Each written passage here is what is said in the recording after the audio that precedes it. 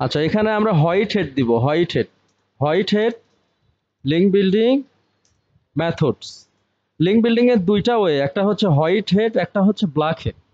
White হেডটা হচ্ছে যে মেথডগুলো follow করলে আমাদের গুগলের যে ইনস্ট্রাকশন সেগুলো ফলো করা হয়, সেই মেথডগুলোকে বলা হচ্ছে হোয়াইট হেড।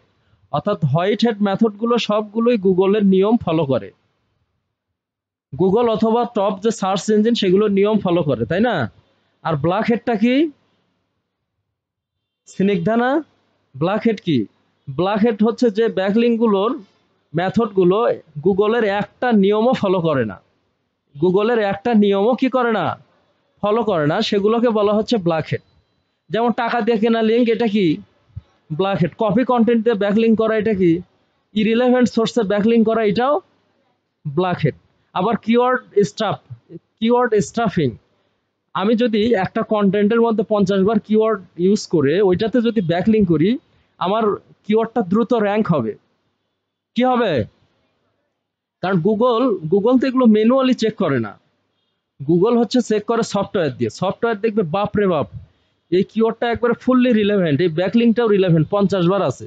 কিন্তু পরবর্তীতে গুগলের যখন আপডেট আসবে, সেই আপডেটগুলো হতে পারে পেঙ্গুইন, সেই আপডেটগুলো হতে পারে পান্ডা, সেই আপডেটগুলো হতে পারে হোমিং বার্ড, এগুলোর আবার সিরিজ আছে, পান্ডা 1.1, পান্ডা 3.0, পান্ডা 3.1, হ্যাঁ এইরকম।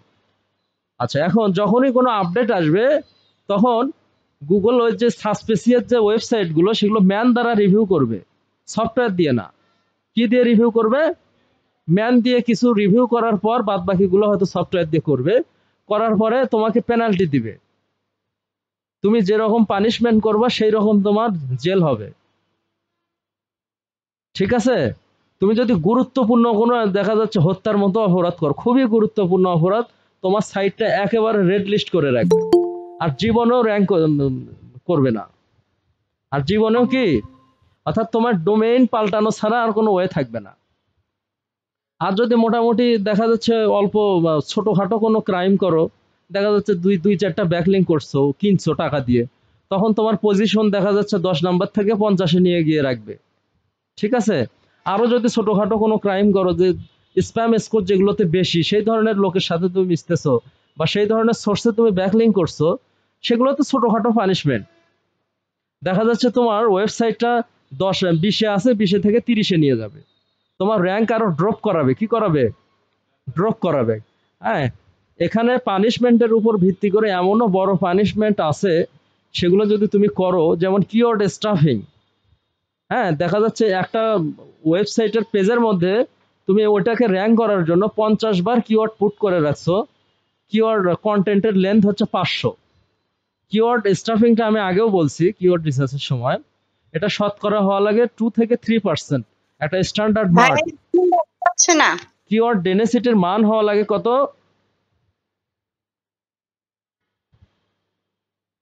আচ্ছা, কিওয়ার্ড ডেনসিটির মান হওয়া লাগে, অর্থাৎ আমি দেখাই, ড্রিম আইটি গ্লোবালে যাই আমি,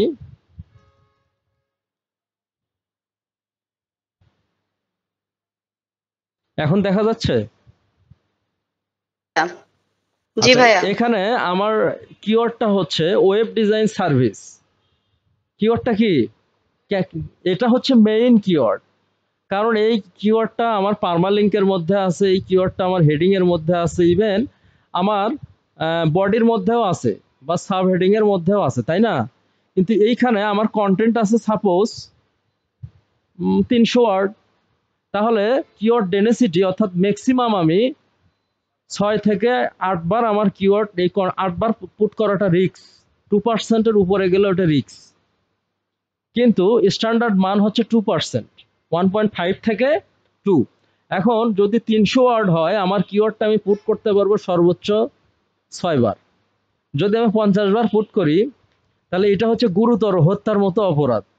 এই ধরনের অপরাধ করলে হয়তো টেম্পোরারি আমার ওয়েবসাইটটা র্যাঙ্ক হবে, টেম্পোরারি কি হবে, খুব দ্রুত র্যাঙ্ক হবে, কিন্তু আবার দেখা যাচ্ছে খুব দ্রুত তুমি পড়েও যাবা, এমন ভাবে পড়বা যে গুগল আর কোনো দিনই তোমার সাইটকে ইন্ডেক্স করবে না, ইন্ডেক্স না করলে তো র্যাঙ্ক করবে না। আচ্ছা, সো লিঙ্ক বিল্ডিং এর যে ক্রাইটেরিয়া এগুলো আমরা ফলো করব। আচ্ছা, এখানে অনেক ক্রাইটেরিয়া দেয়া নাই, যাই হোক, আমি বললাম যে কোয়ালিটি লিঙ্ক বিল্ডিং বা white head link building criteria হচ্ছে আমরা এমন সোর্স থেকে ব্যাকলিং করব, সেটা হইতে হবে রিলেভেন্ট, সেটা হইতে হবে কি রিলেভেন্ট।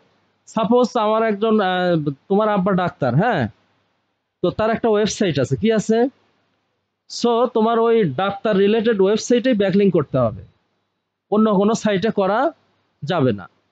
আচ্ছা, এটা হলো রিলেভেন্সিটা হচ্ছে which is most important aspect of link building. আর সেকেন্ড ইম্পর্টেন্ট অ্যাসপেক্ট হচ্ছে ডোমেইন অথরিটি। ডোমেইন অথরিটি অর্থাৎ যে ডোমেইনটার অথরিটি বেশি, গুগল ওইটাকে তত পজিটিভলি দেখে, তত কি। আচ্ছা, সিম্পলি ধরো স্নিগ্ধার রোল হচ্ছে 1, এখানে কেউ মাইন্ড করিও না। তারপরে হচ্ছে মামুনির রোল সাপোজ হচ্ছে 2, বা দেখা যাচ্ছে আর একজনের রোল মাঝারুলের রোল হচ্ছে সাপোজ 10। এখন রোল দেখেই কিন্তু বোঝা যাবে যে স্টুডেন্টটা কেমন, তাই না? সো ডোমেইন অথরিটি কোনো ওয়েবসাইটের যদি বেশি হয়, তাহলে গুগল ওইটাকে পজিটিভ, মানে গুগল ওইটাকে অটোমেটিক্যালি পজিটিভলি দেখে, ওই ভালো স্টুডেন্টের মতোই দেখে। নট অনলি গুগল, একটা ডোমেইন অথরিটি দেখেই বোঝা যায় যে ওই ওয়েবসাইটের ভিজিটর বেশি, ওই ওয়েবসাইটের কন্টেন্ট ভালো, আরও যে জিনিসগুলো এগুলো ভালো দেখেই ওইটার ডোমেইন অথরিটি বেশি। ক্লিয়ার? সো আমরা এমন ওয়েবসাইটে ব্যাকলিং করব যেটা ডোমেইন অথরিটি বেশি। আর একটা কি, ট্রাস্ট ফলো। আর একটা কি, আমরা যেই ওয়েবসাইটে ব্যাকলিং করব সেটা ট্রাস্ট ফলো বেশি হওয়া লাগবে। শুধু ভিজিটর থাকলেই হবে না, ভিজিটর যাতে স্টে করে, ভিজিটর যাতে কি করে। অর্থাৎ আমি অনেকেই আমার ওয়েবসাইটে এরকম করে যাবে যে ড্রিম আইটি গ্লোবাল, হ্যাঁ, গিয়ে দেখা যাচ্ছে গিয়ে লোড নিচ্ছে নিচ্ছে নিচ্ছে অনেকক্ষণ লোড নিচ্ছে, হ্যাঁ, লোড সাপোজ এখনো লোড নিচ্ছেই, কেটে দিয়ে আর একটা ওয়েবসাইটে যাবে। এই যে আমার কি কোনো বিজনেস হলো? এই ভিজিটরটা দিয়ে আমার কোনো লাভ হলো? হ্যাঁ, এই ভিজিটরগুলোকে বলা হচ্ছে বাউন্স ভিজিটর। কি ভিজিটর? এই ভিজিটরগুলো যে ওয়েবসাইটের বেশি, সেই ওয়েবসাইটের ট্রাস্ট ফলোটা কম। ট্রাস্ট ফলোটা কি কম। আর ভিজিটর যদি বেশিক্ষণ স্টে করে, তাহলে গুগল ওইটাকে মনে করে না ওখানে কাজ হচ্ছে, ওই ওয়েবসাইটের কন্টেন্ট ভালো, ওখানে সেলস হচ্ছে, ওর প্রোডাক্ট ভালো, যার কারণে ভিজিটর ওখানে স্টে করে। আর যদি ভিজিটর স্টে না করে, গুগল মনে করে কন্টেন্ট ভালো না, দেখেই কি মানুষ পালাচ্ছে। এই জন্য ট্রাস্ট ফলোটা ইম্পর্টেন্ট, শুধু ভিজিটর থাকলেই হবে না, ওইটা ট্রাস্ট ফলো অর্থাৎ ট্রাস্টেড ভিজিটর থাকা লাগবে। ক্লিয়ার?